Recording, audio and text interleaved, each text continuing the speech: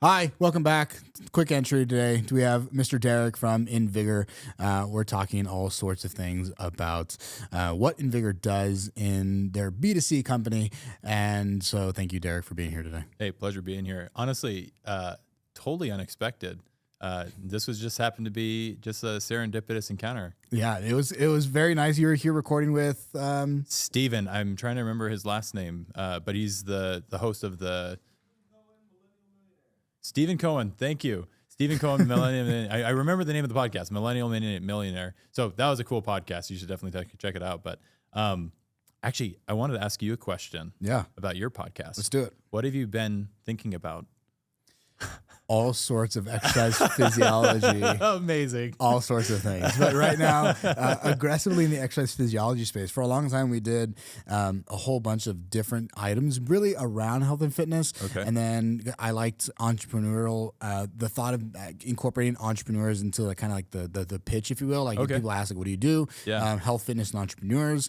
Because all entrepreneurs like don't really always take the best care of their health, even though it's talked about as like at wit's end, right? Yeah. And so I wanted to bring other individuals who have been successful as an entrepreneur, and then what does health look like for you? At the same time, like what does business look like for you? And then how do other people learn from those things and incorporate good health practices into their lives? That's sick. On that note, have you seen that there's a post floating around talking about the index fund where this guy has actually outperformed the S&P 500 by finding companies whose CEOs are super invested in. I think he based it actually off of their deadlifts or something like that. Basically found out if they are like exercising rigorously, and basically created a whole profile just based off of that, and it's outperforming the S&P 500. I want to find that article, dude. And so we're trying to move into the corporate wellness space. Okay. And so that would be a beautiful, like you have all these companies like Amazon, PwC, Deloitte, like massive companies that are investing hundreds of millions of dollars in health and wellness for their employees. It's like, there's like, if you are operating, there's something to it. If you're operating at a higher level day to day because you're doing the sauna, maybe you're taking some good peptides, like you are present and conscious, then you're performing better. Your company does better. You're going to be next level. Yeah, exactly. Yeah. And actually, one of my favorite books that I read forever ago, but it stuck with me. It's called Spark. I don't remember who it's by, but it's like orange and yellow and white, and there's like a little stick figure guy running. One of the stats on that, they had they were like essentially ran a study, or was it a study? Regardless, the school, they changed up how they did their PE program. They did it at the very beginning of the day. And they had it based off of heart rate. So they gave everyone like a heart rate monitor. Love that. And they didn't have any grades. Like they basically said or maybe they did have a grade, and your grade was basically being within a certain heartbeat or a certain heart range. And what they found is the state scoring for that school for working out first thing in the morning just skyrocketed. And the author then talked about the connection between exercise and something called BDNF, I think, brain-derived neurotrophic factor.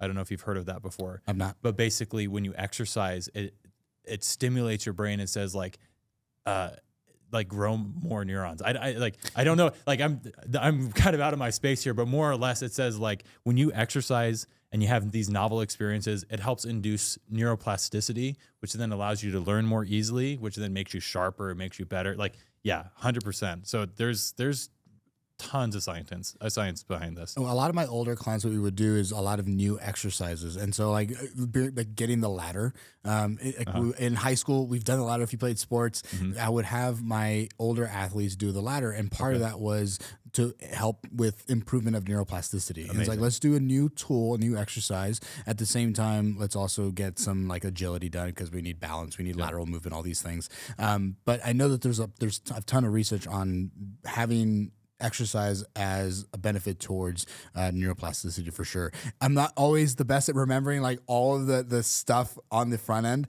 And so, because there's just so much to know. I mean, there's an insane amount to know. There's a ton. So BDNF, it sounds like is the reason that happens, which is really, really fun. Yeah. don't quote me on that. I mean, like I'm remembering something from a book that I read like maybe 5 years ago. So I'm trying to like drag it out. But yeah, look it up. Spark. I don't remember who the author is, but if you see the orange and yellow with the stick figure running, that's it. Beautiful. What does InVigor do? So InVigor Medical, we are an online wellness clinic. We offer treatments for weight loss, longevity, sexual health. A lot of those are peptides. Some of those are more common treatments. Like for sexual health, we do ED. So like the we actually do the generic form. So tadalafil, sildenafil. People commonly know those as Viagra, Cialis. But we also offer more powerful ED treatments for people that struggle with those. Libido, energy. We offer, all kinds of things. So yeah, I'd love to dive into anything that you're interested in. Well, if I was somebody who wants to be a high performer and maybe in the business world, or at least a thinker, I want to be somebody who thinks well, what would be like an ideal prescription that you would suggest? Amazing. So you and I, we were both talking about how we had like a little bit of brain fog. Like we were trying to remember certain names, different people. And it's like, shoot, do you remember this? When you are a business person, when you are a high performing professional, like you are constantly getting taxed. Your energy levels are constantly getting taxed. And like we have to make high risk decisions quickly. We got to make organizational decisions that are going to affect people's lives. We're going to have to make product decisions that are going to help affect our patients' lives. So yeah, being on the top of your game is super important, but constantly being on the top of your game drains your resources. So actually, I would say like for you, let's say that there's a busy professional that feels like they're experiencing brain fog more than they would like to. I'd probably recommend something called NAD+. I don't know if you're familiar with NAD+. 100%, but please educate. Okay. So to dive in without getting a little bit too nerdy, more or less, it all comes down to your mitochondria, right? The powerhouse of the cell. We all learned that in biology. You know, it was my favorite thing when we do trainings. I actually got a picture of a mitochondria with like muscle arms. I love it. It was amazing. Yeah, I absolutely love it. Anyways, in the mitochondria, you have something called the Krebs cycle. And in the Krebs cycle, NAD is a vital cofactor. Without NAD, Krebs can't happen. And the reason why that's important is Krebs is what spits out ATP for your body to use. ATP, for those that don't know, is essentially the basic energy currency for your entire body. It's how every cellular function in your body happens. And so what ends up happening when you go through periods of stress, you end up actually using more of this NAD, which makes it less available over a certain period of time, which then that can kind of create that brain fog, lack of focus, kind of feel like you're dragging kind of sensation. And so by supplementing with NAD, essentially what it does is it ensures that there's always something there to keep the wheel in the energy factory of your mitochondria running. So actually it's like very common with people with brain fog, and actually postmenopausal women use it a lot because that's a very common side effect of menopause is brain fog. NAD is a game changer for those types of patients. I see things marketed towards, you see NAD and NAD plus, and it's like I always see like a hyphen between the two, or not a hyphen, but like a forward slash. Mm-hmm. Is there a difference between the two? There is, honestly. Like if you wanted to go into the depth of it, it's funny. One of our developers, our director of technology, he's actually got his major in biology, and so he would be the guy to ask, but he's too busy working on all of our apps and stuff in the back. So anyways, more or less there is a difference. I think I'm trying to remember exactly what it is. I'm imagining the cycle with all of its like 30 something odd steps. Insane. Essentially NAD plus there's like I think it's an ionic change. So it's like it's either with a hydrogen or without a hydrogen, and that changes somewhere in the cycle. So beyond that, I'm not going to speak to stuff that I don't know. Yeah. There is more to that. But I know for a fact NAD plus is a major factor in that process. So NAD is, let's say, one of my supplements that I'm starting to take. What are some others? There's tons. I guess it depends on what you're wanting. You know, let's say somebody's worried about environmental toxicity or wanting to increase their antioxidants profile. Glutathione is often referred to as like the master antioxidant. Now, antioxidants, I think everybody knows antioxidants are good. They think blueberries and that kind of a thing. but I don't know if a lot of people understand what's happening down at a molecular level with antioxidants. Down at a molecular level, the way I like to explain it to the staff that I work with, it's almost like molecules in your body have a certain number of photons, and they always want to be even. They want 8 photons. But there's certain molecules that have an odd number of not photons. Sorry, I'm spacing it. Electrons is what I meant to say. So they have a certain photons is light, and that's electrons. I was like protons, I think, right? No, yeah. Electrons. Sorry. Electrons. And so if they have an even number of electrons, then they're happy. If they have an odd number of electrons, then they're basically what we are called free radicals. The way that I get that kind of ingrained in my staff's mind. They're like, free radicals, man, rah! And they're like coming around, they're like tearing stuff apart to essentially try to balance themselves to become a stable ion or a stable molecule, right? So what antioxidants do is they're like these, and specifically glutathione, it's this massive molecule. It's huge, right? And it's just got like electrons to spare. And so what it does is when it goes into the body, it has like this almost like a fire and a firefighter. Essentially, it's able to give these free radicals. Oh, here's an electron, and all of a sudden the free radical's not so radical anymore. They're like, I guess I'm going to go home, and so really like free radicals increase when you are going through periods of stress. Free radicals increase when you go through environmental toxins.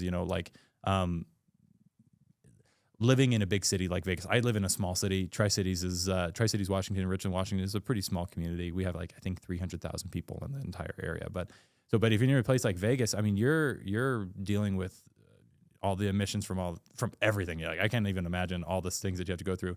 Taking something like glutathione can help basically have a protective effect against all of the environmental stresses and toxins that are in our area. So that's one thing I would definitely recommend. I mean, depending on the situation, there's something I could recommend across the board. And I don't want to necessarily sound salesy because it's like more or less, if you need it, then, that's what we want to do. I'm not just out here to try and correct. push stuff so on people. I really like glutathione quite a bit. And so when I've got my first nutrient, test, if you will. Yeah. I went to a doctor, they got the whole panel done, and glutathione was the thing I was low in. And glutathione being low a lot with not just individuals in the business world, but people in any sort of high stress environment. Yes. So you look at athletes, they're going to be low in glutathione, and like almost every single individual is going to be. It's the number one antioxidant inside of your tissue. Absolutely. And so if you're going to take anything, I feel like glutathione, it sounds like it's huge. It's huge. It's massive. Huge. And like, okay, so you don't want cancer, or you want to prevent the risk of. Well, I probably shouldn't have these free radicals just like roaming around, right? Like it's an important thing. So I don't think it's necessarily salesy, at least, but at the same time, it's because I get it. And so maybe for other people, but I don't even think so. Like there's a lot of science, you guys can look it up if you guys would like, but glutathione is the largest antioxidant in the body. Yes. So like if there's one thing that you should definitely like take is, I would imagine definitely it's Mr. Moneybags. If you've got these ruffians running around and they, looking for stability, Mr. Moneybags is going to get them taken care of. So I like Mr. Moneybags. That's right. I want a lot of Mr. Moneybags. That's right, man. We are here at the A4M, or you're here at the A4M conference, and so yes, we were both mentally drained. And so like before I'm going to come podcast, things that I like to do is going to be sometimes some caffeine. It sounds like NAD would help like for the consistency between podcasts. I would imagine that having less free radicals inside my system because I'm training so much, because there's so many things going on, quicker to make decisions, or less stress. My body's able to handle all these other factors that are constantly being added to my existence. We were talking outside about ED stuff. And so the one that interests me, just because it's wild and I want to talk about it, even though it's not necessarily related to this, and so maybe a weird pivot, but it's still fun. It's fun as fuck. Talk to me about the injections. So Trimix. Yeah. So Trimix is a penile injection. People hear that and like lose their minds. Which, granted, like you hear that and you're like, I'm keeping a needle as far away from my penis, like for the rest of my life. But like, here's the thing: at the end of the day, our patients, what they report back to us, and almost all patients report back, is it's almost painless, or maybe like a small pinch. a really funny ad idea that we have for Trimix. We haven't made it yet, but like I would love to make it like a commercial for this, where it's like it's zoomed in on this guy's face, and he's like, yeah, Trimix injections are great for doing X, Y, and Z, and like it continues to zoom out, and like a nurse pops up with a needle, all done. It's like, I got a Trimix injector right now, or something like that. It'd be like, anyways, I don't know if that's ever gonna happen, but it would be free. But to essentially accentuate the point, like it's very accessible, and really what's cool about it is that it's so powerful. It's the only medication that we have to sell with a reversal.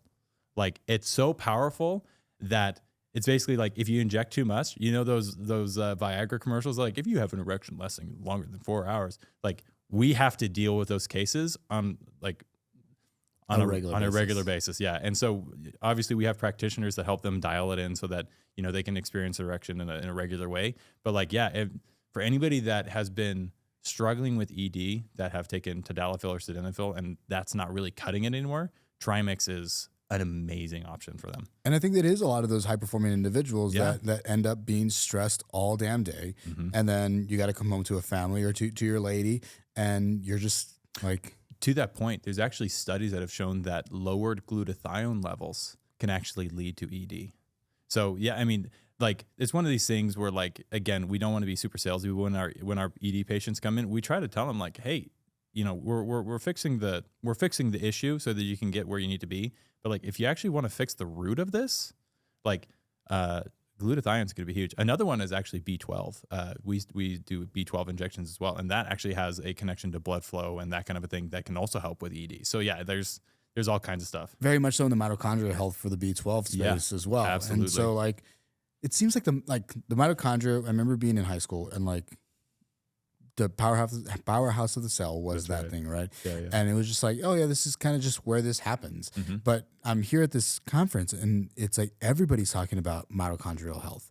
It's related to Alzheimer's. It's related to degradation of tissue. It's related to stress, ED. Like, it really is the powerhouse of the fucking cell. Well, and not just like of the entire body, right? Like really, without your mitochondria, you're screwed. Without your mitochondria, you might as well, you're on a slowly decline down and never coming back up. So I see people use a lot of, these are, I think, awesome like things for performance day to day. Personal interest. So BBC 157 mixed with TB 500. Okay, so I haven't gone into TB 500. Okay. I know about BPC 157. So I was going to ask. Okay, so then what are some changes or what are some effects that you've seen with your clientele or with your patients in taking the BBC 157? So actually, funny story. So we don't offer BPC 157. Okay, right. It's one of the things that we wish we could. Right, it would be great if we could. But essentially, with the regulatory bodies that we work with, we work with a very broad audience, right? And there are more people that work in very niche audiences.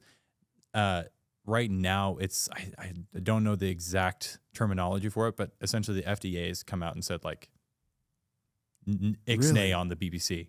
Yeah. And so more or less, if we were to offer injectable BPC, the third-party companies that essentially audit us and say like, hey, these guys are legit script is the name of it, they'd essentially like cancel us. We wouldn't be able to like advertise on Facebook or Google anymore. So like there's some pretty like, and well, I don't know how much you want to get into this, but like legit script is essentially like, well, I don't know how much I want to get into it. They're the only entity in this space that's essentially doing what they're doing, and Google and Facebook and these entities will only really let you advertise if you have legit script. Wow. So it's a bit of a racket. That's really tough. Yeah. That's really hard. So the treatments that we offer are basically all ones that are good for the general public. I know that it's for like BPC and for, all these other ones, the R2D2s and the C3POs, getting into it. People are really desperate to get these. And something to that point, like I'm actually kind of excited for like RFK. He's got some pretty cool stuff. Like, I mean, I remember I saw a post from him where he's basically saying like, FDA, we're coming for you. And one of the things on his list that was on his agenda was peptides. So that makes me super excited to be in this space because it's just like the prohibition, right? What happened when prohibition had like no more alcohol for anybody? All these speakeasies popped up and people still did what they wanted to do. what happens now is you've got places where you can buy research chemicals that literally on the website and on the vial says, do not inject into a human. Like this is meant for research purposes only. You know, people freaking are bottling these things up in like a bathtub. They have giant these giant tubs in their garage that they're essentially like putting. That's insane. It's insane. And people are injecting this in themselves and they're like, well, it's BPC. It's like, yeah, it's BPC that's been sitting in someone's garage for a month. Like, do you really want to be doing that? So wow, that's my only caveat in this whole space, not to use scare tactics or anything, but like the legit people in this space, like for the most part, are people that are playing by the rules as much. And that's really what we're trying to be. We're trying to be totally legit. It does kind of limit us in some ways, but really, like, I'm really proud of the products that we offer and what we're able to do. The boundary allows you to uphold some integrity, which I think, especially when we're injecting stuff into our tissue, super important. It's like the most important thing you can have. Super important. Yeah, I mean, but you work in the fitness space, and obviously, like, you look at bodybuilders. They're very much in that space too, where they've got to be relying on hoping, praying that the stuff that they're getting, is actually good and not going to be laced with who knows what.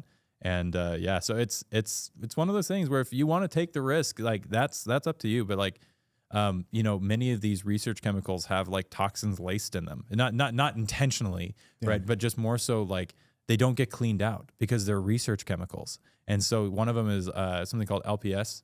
Lipopolysaccharide, and you build that up enough in your system, you can have serious like muscle cramps. You can have all kinds of things, and if you accumulate enough of it, even like anaphylactic shock, like bad news. Wow, bad news. So like I would definitely encourage people to stay away from the research chemicals, regardless of whether you come to InVigor or not. Make sure you get it with a prescription that you got from a doctor, and make sure that you like vet your compounding pharmacy that you're getting it from as well, because not all compounding pharmacies are made equal either.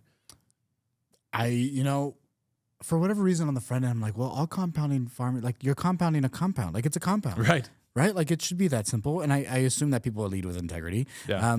But if there's also money in cutting it, I guess, so to that point, there's various grades of APIs, right? And the ones that we get are of the highest grade. And I can't remember all of them off the top of my head, but basically there's like pharmaceutical grade, then I think there's like human grade, and then there's food grade, and then there's animal grade, and then I think there's like research. I don't know for sure, but essentially the ones that you're getting from the research chemicals are bottom of the barrel. Wow. You're getting, it's sketchy stuff, man. Wow. So yeah, I would definitely encourage people to think twice. And, for us, we ensure that we work with partners that only put out the highest quality compounded medication. That's where I would go. I was recommended another brand, and knowing that, like, it does definitely say on their thing, like, hey, do not inject this. This is not for you. Yeah. But this is our proof of our what is it? Our purity. Yeah, purity, yeah. And so, but I mean, if they're not regulated as well, then they could just bullshit any sort of. Well, that as well. And then you think about it, like, why are they putting this is not meant to be injected? It's to relieve them of liability. So, like, do you really want to be buying something from someone who's not liable for what's going to happen to you? Like, no, like that's, I don't know, man. There's so much to it that's just like, do what you want. There's so much change happening in our industry. Yeah, I would imagine right now. Absolutely. Like, an insane amount. How do you keep up with all the stuff, all the new research that's constantly coming out? Research is moving at a faster and faster pace with AI. Like, how are you guys able to get the best stuff or stay up to date with, like, a new compound that's going to come out tomorrow? And, like, do we use this? It's been in research for 15 years. Like, how does that process look like for you guys? That's a really good question. Honestly, me personally, I always try to be in the loop with, like, health influencers or really good, high quality people. So, like, I look at people like Andrew Huberman is my idol. Like, if I could ever meet him in person and have a conversation with him, I would die and go to heaven, so like that would be amazing. But like, so he's always looking forward to the future and is able to see a lot of really cool stuff that's coming. So like influencers like that have that type of vision. Honestly, like we have a great team at our compounding pharmacies. Obviously they're in the space too, and they're constantly looking forward, and they're always looking for the best things coming up. So like, for example, GLP-1s is a great example of this, right? How many generations of GLP-1s have we had? We started with liraglutide, right? We've gone up to semaglutide, which has had, so I'm trying to remember, liraglutide, I think the name brand of it is Saxenda, I believe. Okay. Semaglutide has had 2 name brands. Ozempic is the one that everybody knows. It's the buzzword. But honestly, like, I'm super surprised it's the one that people have latched to, because it's like the least effective, besides liraglutide, it's the least effective of what we've got available, which is crazy. Huh. And then Wegovy is the one that specifically got FDA approved for weight loss. Then there's Mounjaro, which is tirzepatide, and that one is incredible. But there's talks now of like the therapies that are going to be coming in the future. One of them is, and everybody, or not everybody, but there's people in the space that are in the space are familiar with it. Something called retatrutide, right? So I don't know. Are you familiar with how GLP-1s work? Educate me, please. Okay, so GLP-1s, basically the way they work is it's a incretin hormone, and essentially when there's these GLP-1 receptors in your gut, there's GLP-1 receptors in your brain. When they attach to the ones in your gut, essentially it slows gastric emptying. So it means that food just stays in your gut for longer, so you feel full for longer. When they attach to your brain, they also have effects on like satiety, and they're also actually finding that it kind of has effects on like addiction. So like it can help people not have addiction. How fun. Pretty cool. Yeah. So that's how GLP-1s work. GIPs work on essentially another insulin pathway, and that's with tirzepatide. With GLP-1s, I believe on the Novo Nordisk studies, they basically, and this is just for the name brands, Wegovy, is that over the course of a little over a year, people lost about 15% of their body weight, right? Wow. On name brand Mounjaro, the Eli Lilly, the studies that they run, over the course of about a year, people lost about 20% of their body weight. Wow. Right? That's insane. The next generation after this, that's kind of up and coming, that's probably going to be out, I don't know, 2027, maybe, Okay. the general range, is something called retatrutide. And that one's GLP-1, GIP, and it's also going to be targeting glucagon. So basically just like hitting another one. And then after that, retatrutide is like a sure thing. After that, there's speculation that people are going to be working on another one that's GLP-1, GIP, glucagon, and then leptin. Are you familiar with how leptin works? Yeah. Dude, like, you know, as you know, and like maybe you can speak this better than I can, but like as people lose weight, it's kind of like this thing where it goes down into a curve and then it kind of like bottoms out and you hit this weight loss plateau where it doesn't want to continue going down. With being able to modulate leptin, that would essentially change the plateau to just like a straight line, like Pretty much just straight down. Yeah, it would be freaking insane. So who knows if that's actually coming or not, but if they were able to figure that out, dude, it'd be insane. I want to see, I know that there's a big fear of losing a lot of muscle mass when you're taking these items. And so like this 15-20% of body weight loss, people are like, well, this is now atrophy and this is no longer good. And honestly, I think that as long as you have some sort of resistance exercise program in conjunction with taking the medication, you would probably slow any sort, like not just slow, but I really think to some degree you would almost halt a significant amount of atrophy. Yes. And you would, especially if you know how to like work an energy system, like, okay, I can resistance train and then I can walk. Then now I'm type 1 enough that I'm using a lot of like my fat cells to do a lot of fat oxidation to fuel this exercise. Yeah. Like, then great. I'm not really losing much muscle mass at all. And so I think that it'd be interesting to see like the pairing of the two. And I really think this is kind of good long-term for like maybe the personal trainer, the exercise physiology route or exercise science people, where we can like attach ourselves to other doctors who are like, hey, take GLP-1, that's great. Or take one of these other new medications, but in conjunction with you are also being prescribed a resistance exercise program. 100%. So actually one of the things we're doing at InVigor Medical, and this is in the works, so I don't know when this is going to get published or not, we're actually trying to create a free online course for people to essentially like help them build a resistance training program and also help them create like a diet program to make sure they get enough protein and that kind of a thing. So that's in the works, and like that's something we want to offer to all of our patients, so that way they get those resources. Because there is a correct way and there is a wrong way to take GLP-1s.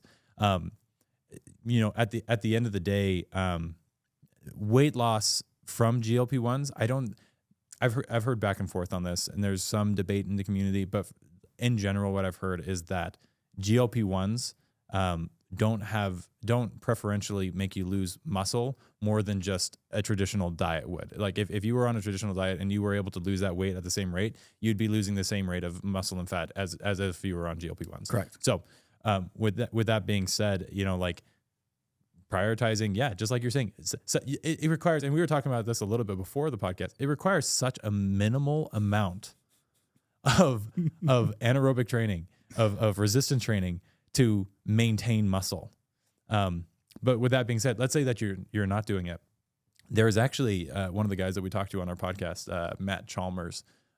He had said that he's ran into patients who were like really big. They started taking GLP-1s and they just thought like, oh, this is a miracle drug. I don't have to do anything.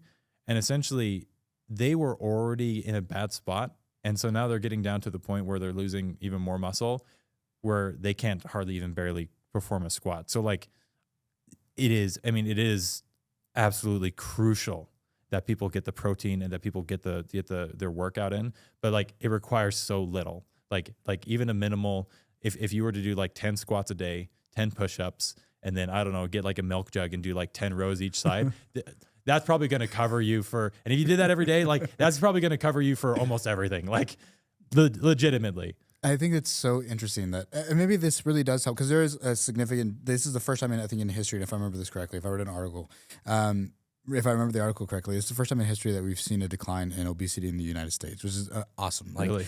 It was cool. A small percent. It was like 5%, but like that alone for what we're dealing with like 43% of the U.S. population being overweight, and obese is, I think, like something like 30-something, 35%, is amazing. Like it's a big, massive issue. But at the same time, if we can't move very well because we're losing all this weight, then like, okay, wait, now is this really that beneficial? Well, it's like a catch-22, because you have some situations where if they're not doing anything, then it makes it harder for them to move. But you also have some situations where essentially it's like the way that I like to think about people that are really heavy, it's almost like wearing a rucksack. Right, I've got a 70-pound rucksack that I use at my work that I take a 10-minute break and I walk around my building like twice a day.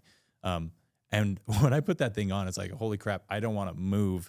And so I'm just imagining people that essentially are doing that every day already with the amount of weight that they're carrying.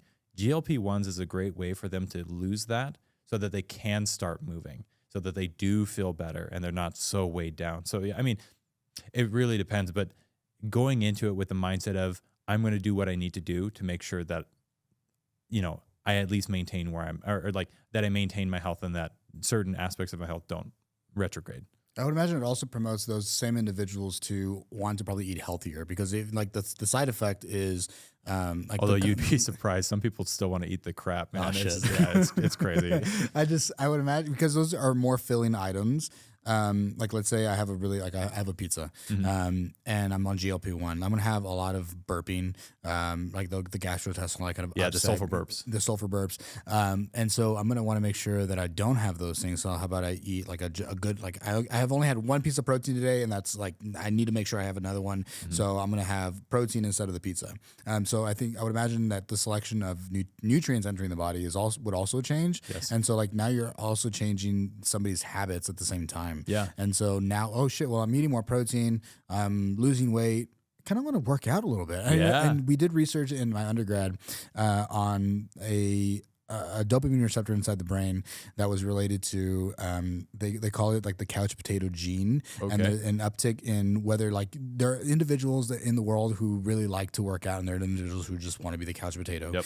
There's a dopamine receptor in their brain that, depending on the type of diet you eat, we had a Western diet versus a chow diet. So a chow diet being specific to the mice that we were testing, and then the Western diet being high fat, high sugar, hyper-palatable foods. Yeah. Yeah. So we saw that the pace that they were running on the wheel had decreased significantly. Not just the pace, but the time had decreased significantly on this other individual. And then we took the fecal matter from the chow diet and injected it into our Western diet, and they started running more. And so like the healthier food you're eating, the more likely affects your biome. Affects your biome. So now we're more likely to do more exercise, right? So I would imagine if done appropriately, and you can promote somebody to eat healthier at the same time, and they're going to work out, like you're increasing this dopamine receptor that's ultimately going to like, hey, I kind of like working out now. Yeah. And that's fucking crazy. That's amazing. Great. That's huge. You know, I will say, for people that want to continue eating like crap, the semaglutide, not so much with tirzepatide, the side effects are a lot less with tirzepatide, but the semaglutide will punish you. Like if you eat a very high fat diet, I'll see you in the bathroom later. You know, like it can be like, and so like to a certain degree, yeah, you've got the positive reinforcement from like the dopamine receptor, like you're talking about. But there's also like, if you eat like crap, you're gonna be suffering later. I know to a certain degree there is a learning curve. So I was on semaglutide for a little bit. I'm tall, I work out. So the indication to actually get prescribed for GLP-1s is that you have to have a BMI of, I believe, 28 or greater. Okay. And at the time I had like a BMI of, I think 31. I think currently my BMI is like 29. Right. So I'm technically obese. Like, it is what it is. And this is something in the bodybuilding community, in the powerlifting community, it's like, it is what it is. But still, I qualified. So I did it for a while, and partly because I wanted to know what it felt like so I could talk to people about it. I immediately was like, I am not eating nearly enough fiber. And so actually my one hack, like obviously like the more fruits and veggies you can get, the better. But like it can be difficult to get as much as you need. So honestly, Metamucil, I don't know if you've used Metamucil or not. I have not. It's been around for, I think, like 100 years. Like It's been around for freaking forever. And it's just like an orange. It's like, it tastes like Tang. And if you don't mix it with enough water, it basically is like this kind of snotty texture. Cool. So basically my hack for it is I make the water super cold. I put salt with ice, which then hyper chills the water. And then do a lot of water, make it super cold and shake it up. And I drink that with my breakfast every morning. So I'm making sure that I'm getting enough fiber throughout the day. And I'll tell you what, it helps with the side effects a lot. So anybody that's suffering from side effects from GLP-1s, like that's a pretty good hack. Cool. I did research. So I'm going to get my MBA, and part of one of our classes was we were looking at different.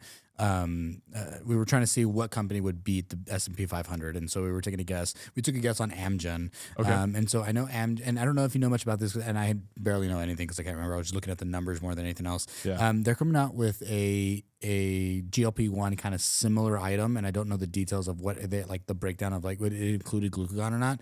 But it was supposed to be like this one-time use. Like you're supposed to be able to use it like once, and then once you're done with the prescription, you're like you don't have to use it. Life. You're done for life. Versus like a semaglutide, right, or a GLP-1. Yeah, you have to stay on weekly. Yeah, you have to stay on forever, and as long as you're going to lose that much weight you're looking to use. Yeah. Versus these guys were just creating this one thing that you just use one time. And I wonder how that works. That's right, dude. If they could figure that out, dude, yeah, game over. Like.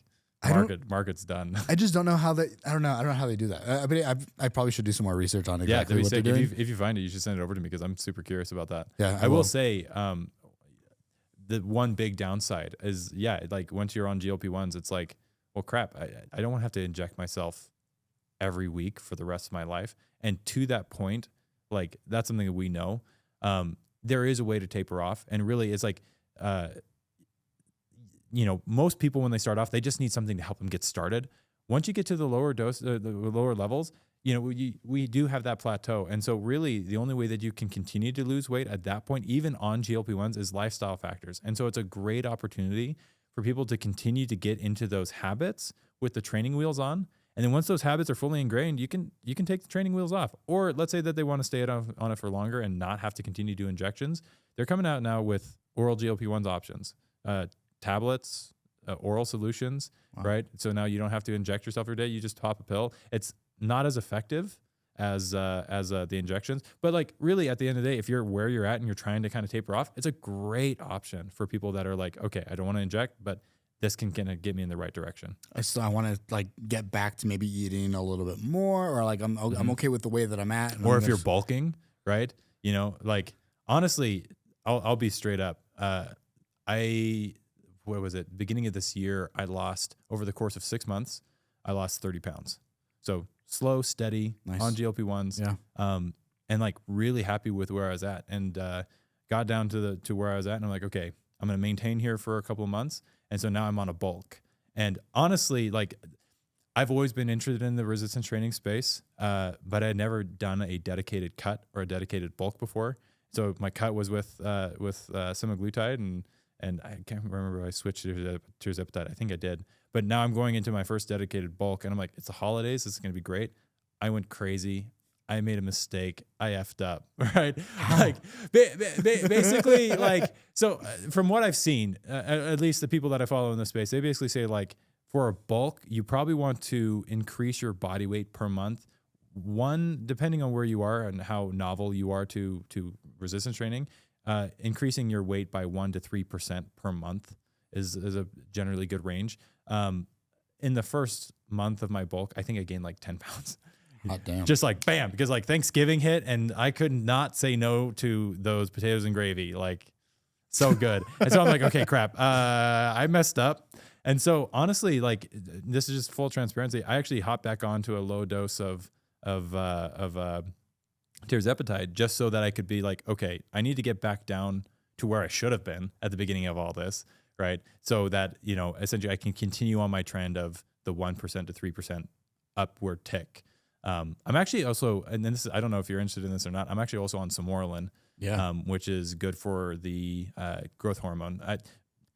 I don't know how much your audience knows about. We can educate them. Cool, let's do it. So Semorolin is a growth hormone secretagogue, and basically all that means is it's a peptide that sends a signal to your brain, your pituitary gland, and it tells your pituitary gland to create more growth hormone. Now, I feel like a lot of people have heard of growth hormone, especially in this space, right? The downside with growth hormone is that when you bring in this exogenous hormone, it basically shuts down internal production, and you know, depending on the person, good luck on whether or not that comes back. So you're kind of taking a gamble of whether or not you're going to be on this stuff for life. You know, wild gamble. You know, it's freaking crazy. Same thing with like steroids and TRT. Like you're taking a gamble, and it's like, all right, do you really want to be on the needle for the rest of your life? Okay, especially intramuscular injections. Like, dude, that freaking sucks. So, what Semorolin does is it basically sends a signal to your pituitary gland. So instead of replacing the hormone, it's telling your pituitary to basically like, hey, maximum production, let's go, and actually ramps up your HGH and has similar benefits, not quite as drastic, but similar benefits to taking straight HGH. So I've been noticing like my gains have been pretty good. Like I'm not a professional bodybuilder by any means. I'm not a power lifter by any means, but like I'm a pretty recreational lifter. Yeah. I enjoy being in the space. I enjoy lifting. But yeah, I've been seeing some pretty good steady gains, and it's really been helping me with my bulk. I would like to see. I'm no longer a competitive athlete now. I've thought about going back to compete. I look at my numbers, like what's happening at the World Games now versus where I was lifting, and I'm like, man, I could still place like top 3 at the World Games. That's like, sick, dude. This would be dope. And so I'm kind of in this in between of whether I go back or not. But if I made the decision where okay, we're not going to go back, then I would like to be able to play more with like the HGH, Semorolin.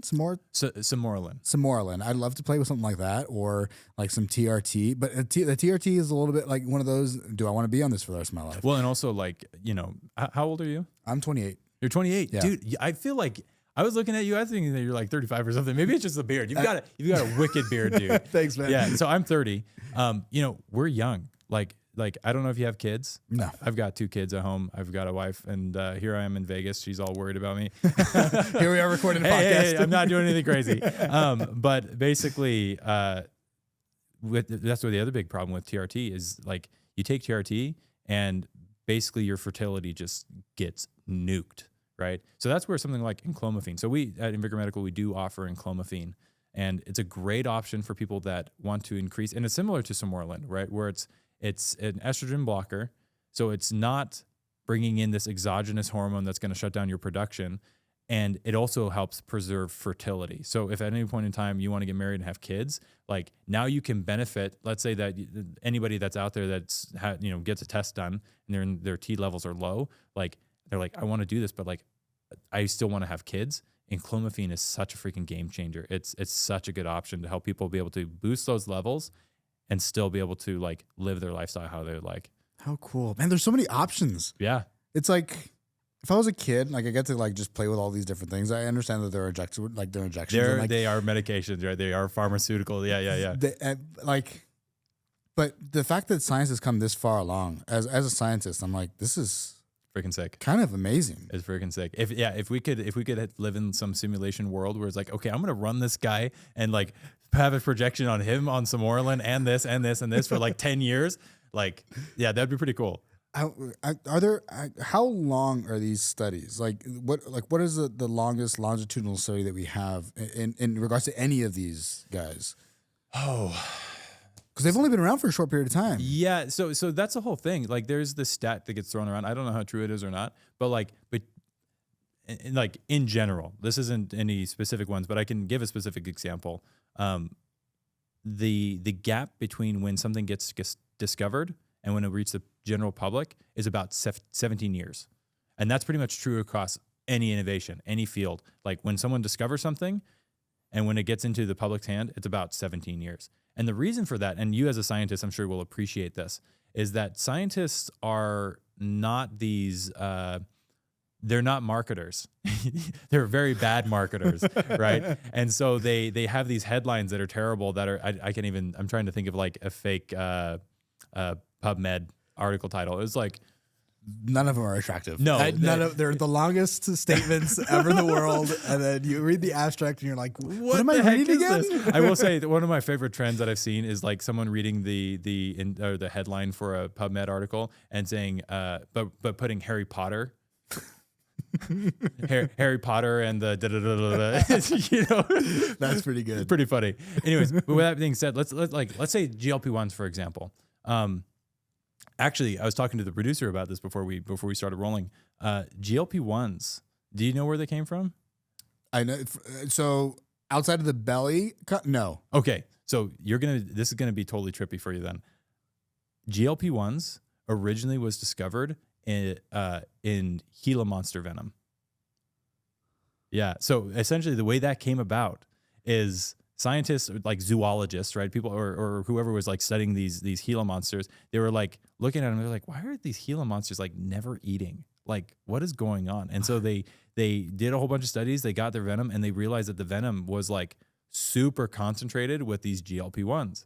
And so then they started doing research on it. And that was, I don't know how long ago that was. I mean, at least 20 years ago. Yeah. So that's when they discovered it. And then just over time, like semaglutide has been around for a very long time.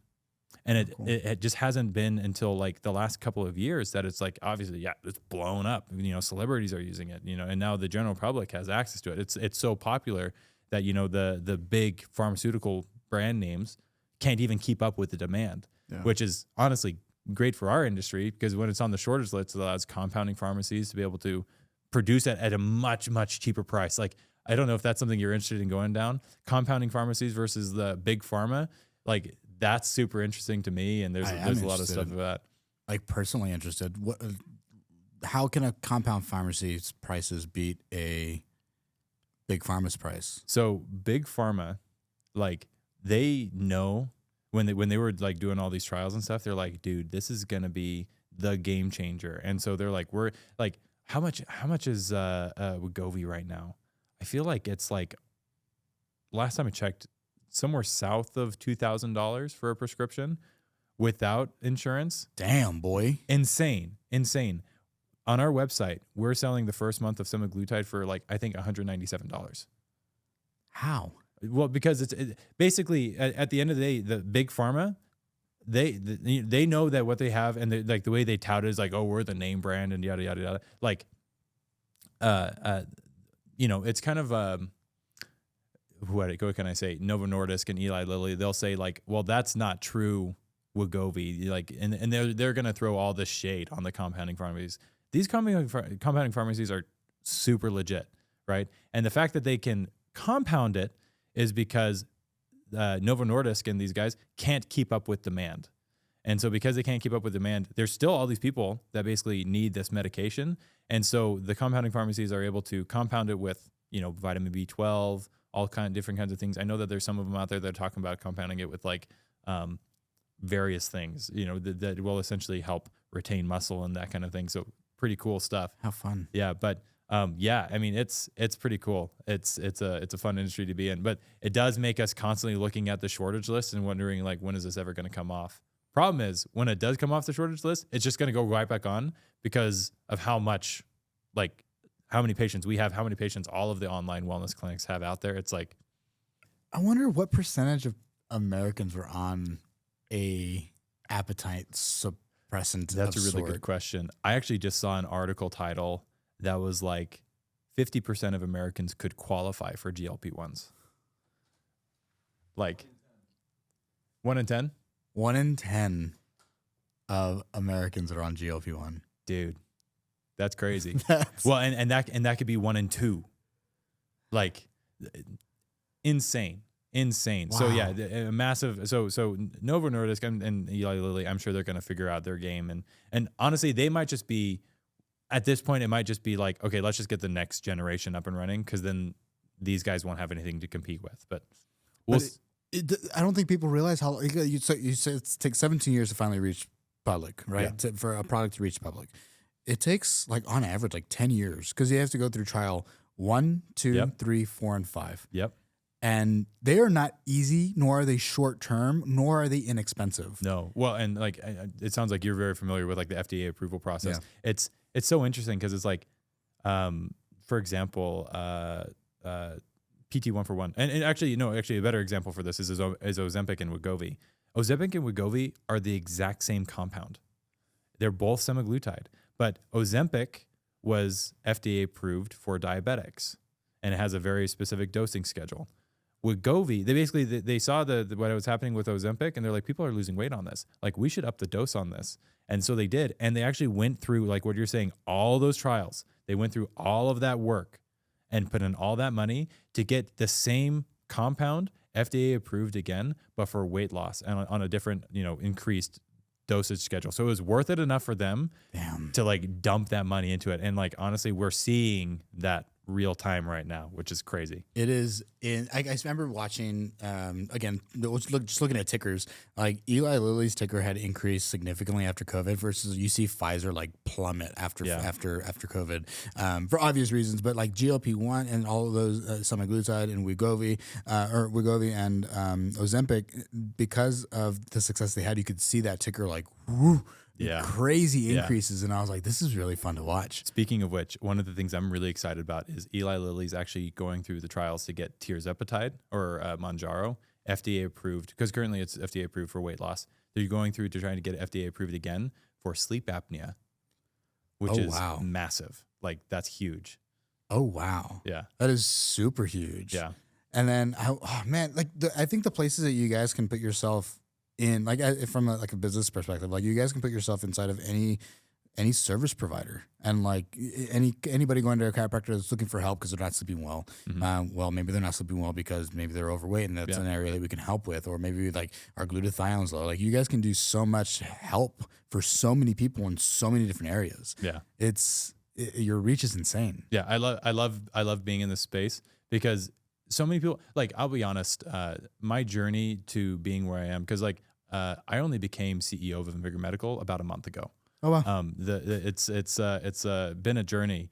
But before I got into this company about 3 years ago, I had no idea what peptides were. I had no idea what Semaglutide was. I had no idea what any of this was. In fact, when I first got hired, my thought is this like a freaking like MLM Amway like vitamin selling bull crap thing? Like, but then the more I looked into it, I'm like, holy crap, like, this is the real, how did I never hear about this before? How is it? And I, like, if I was in that situation, like, I've always been pretty interested in health. If I was in that situation, how many other people that are out there that aren't interested in health, but could benefit from these things? Like, yeah. So I'm super excited to get the word out and let people know, like, peptides are a thing, and they're freaking legit, and they can really help people like reach their goals very quickly. So yeah, it's pretty cool. There's something oddly not synthetic about it. Like to me, like, I understand, like, yes, I'm injecting this thing that's made in a lab, but there's something that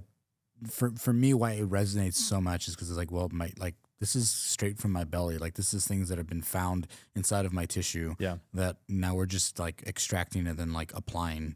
like concentrating and then applying. Yeah. And it just seems like, I would imagine a lot of people obviously more want natural. Yeah, it's more natural. It's like a So on that note, maybe we can talk a little bit about like what peptides actually are. Let's do it. So a little bit of a lesson here, right? So the building blocks of peptides are actually amino acids, right? So amino acids, everybody is familiar with amino acids. They're kind of the building blocks of protein. Yeah, exactly. So, but before you can build a protein, you actually have to build peptides. So a string of amino acids before it starts spiraling into these like mega structures, essentially, they can make these short strings that essentially act as like little messengers in your body. And they can have various functions, right? So one of the big ones that right now is on the FDA, the one that you brought up, BPC 157, right? That's a peptide that exists in your stomach lining that then can cause like a tissue repair, right? And that's very interesting. But essentially, like so that particular structure has a particular function to say like, hey, repair this tissue. Sermorelin is a string of amino acids that exist within your body, just like what you're saying, that then sends a message to your pituitary gland to release growth hormone. Bremelanotide, PT141, those are the same as a peptide that tells your body to make you horny. Like that's a whole thing. So there's all of that. There's a ton of these within your body. I think probably the most famous and well known, but maybe not known that it's a peptide is actually insulin. And so people that are like, oh, peptide treatment, that seems like super like on the edge. I don't know if this is legit or not. It's like, dude, we've been treating people with peptides for over 100 years. We've been treating people with peptides for over 100 years with insulin because it works. Like, and really, I feel like peptide treatments are the future of medicine because of how well they work with our body rather than working on our body.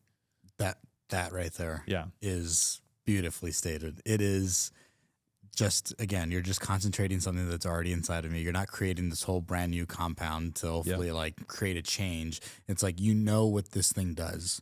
And so now we're just going to like concentrate it and then inject it once a week or once a month or whatever the prescription is. Yeah. Maybe hopefully once in a lifetime. That'd be freaking sick. I don't understand it, man. I don't get it. I want to read. I need to read about because they have a lot of really cool stuff. Amgen has a lot of really interesting stuff that's coming out. Their stock test not doing too well because I don't think their quarter was that great. But dang, sorry about your MBA project. Unfortunately, we beat out everybody else. I mean, that's great. That was good. That's good. Yeah. That's good. Walmart and I don't know, a whole bunch of other people. But we did pretty well because this space is just it's huge right now, and I don't. It's good for me on like the personal training side because it's an awareness. I think after COVID, people got really aware of like how much am I moving? Either they gained a lot of weight or they lost a lot of weight. Yeah. Like they really got their shit together or not. But so many places in the health field where people are like, okay, maybe I should start seeing a therapist or maybe I should get my health together. Like it's so loud right now. Everywhere on social media, I feel like granted, my social media is probably like geared towards that. Yeah, mine as well. Yeah. So I see so much just good education. You have people like Andrew Huron that grew extremely quickly during COVID. Yeah. Doctor, he has this lady who comes on pretty often, a nutritionist, talks about sauna. She on Joe Rogan's podcast as well. I forget her name. But saunas are huge. Like you have so many Eastern style medicine, alternative styles of medicine that are like all proven to have research. And people are like, oh, this has been like research for a long time. It's like, yeah. Yeah. Pretty sweet. Here you go. Yeah. I like it. So what's coming next with Vigor? Like what is the goal? So yeah, I mean, really our goal is, and has always been, trying to provide excellent patient care, right? Helping people optimize their lives so that they can look, feel, and perform their best, right? Because really at the end of the day, for us, it's about, are you familiar with Peter Attia? Yes. So you have health span, and then you have lifespan, and then you have health span, right? And the difference between those. And really, lifespan, everybody knows lifespan. It's the number of years that you're alive. Health span is the number of years alive that you're healthy, right? And so oftentimes, like, people will, in Health 2.0 is great at this. And I love the practitioners that we have in Health 2.0. Like, the majority of the practitioners that you will go see are amazing people, and they're doing an absolutely crucial function to society. So I hate it when people trash on our practitioners, because they're doing the best that they can with the tools that they have, because they're busy and they're taking care of their patients. But Health 3.0, the people that are ready to take the step into Health 3.0, what that is about, Health 2.0 essentially will, as you get to the end of your life, can extend your life, but when you're at the lowest quality of life that you have. Health 3.0 is essentially preventing the decline as much as possible until one day you just do a precipitous drop down to the bottom. Like you're doing great, you're 100 and something, and all of a sudden your heart's just like, all right, I'm done, and you're gone. You know, like it's actually funny. One of our doctors, he's here at A4M, and I was talking to him about it. He's like, yeah, you don't know how I want to go. I want to be like 120. And then I want to go down a ski slope at 120 miles an hour so that I died at 120 miles an hour when I was 120. I'm like, that's freaking hilarious, man. You're freaking crazy. Yeah. Scott Sanderson, wherever you are, like, I hope you make it to 120. Riding down at 100. Yeah, that's right. What That's a right. life. Yes, seriously. He's a character, man. So 3.0, Health 3.0, Health 3.0 is the name of the game. Yeah, that's really, yeah, for InVigor Medical, we're trying to help people optimize. We want people to go beyond normal, because like, is there anything wrong with normal? Like, for people that are suffering and that they're suboptimal, it's like normal is where they need to be. But for the most part, like, I feel like a lot of the population, you know, if you have the standard deviation bell curve, most people are in the normal spot. And so it's like, do you really want to stay there? Because really, like, you're not going to stay. The way that the world works is entropy is just like the state of being. Like, if you're not maintaining it, if you're not actively trying to make it better, it just slowly gets worse and worse and worse over time. So do you want that to like crash, or do you want to essentially maintain it and keep it up and continue to like make your life better and better and better? Like, really, that's what we're about at InVigor Medical. We want people to be able to optimize as much as possible so that they can feel their best, so they can spend their life with the people that they love the most. You know, that's what we're about. I think we're going to end there. It's beautiful. Awesome. Where can people find you? Yeah. Sorry. So if you want to come check out our treatments, come visit us at invigormedical.com. We've got a treatment finder button that if you just hit that, we'll get you to the right place. We have a InVigor Medical podcast. We interview people in the health space, various people. You can find that on YouTube, Spotify, wherever you listen to podcasts, InVigor Medical Podcast. I also have a Instagram account. It's super small. I just started it about a month ago when I got made CEO. So I'm like, okay, I better start working on my personal brand. Like, there was nothing. So if you want to find me there, I'm at the Derek Berkey, DerekBerkey, at Instagram. And yeah, that's where you can find me. Beautiful. Thanks, man. I appreciate the time. Hey, it's been great. Thanks, man. Cheers. Love y'all. Bye.